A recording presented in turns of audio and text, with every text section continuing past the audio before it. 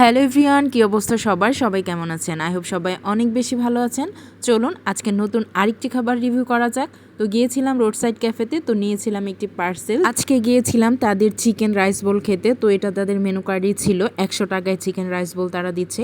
তো এটা আমি পার্সেল নিয়ে এসেছি। তো চলুন এটা হচ্ছে এখন টেস্ট করে দেখা যাক। তো দেখতে তো বেশ ভালোই লাগতেছিল। তো এখন হচ্ছে খাওয়ার পালা। তাদের রাইস বোলে রাইসের পরিমাণ বেশ যথেষ্টই ছিল, আর চিকেন ছিল 3 পিস। তো ভিডিওতে খেয়াল করলেই বুঝতে পারবেন। তো এখানে 3 পিস চিকেন ছিল, তবে তারা যে ফ্রাইড রাইসের টমেটোটা দিয়েছে একটু বড় বড় করে কিউব করে দিয়েছে, এটা খেতে খুব একটা ভালো লাগতেছিল না। অর্থাৎ আমি বলবো যে এত বড় করে টমেটোটা ইউজ না করার জন্য।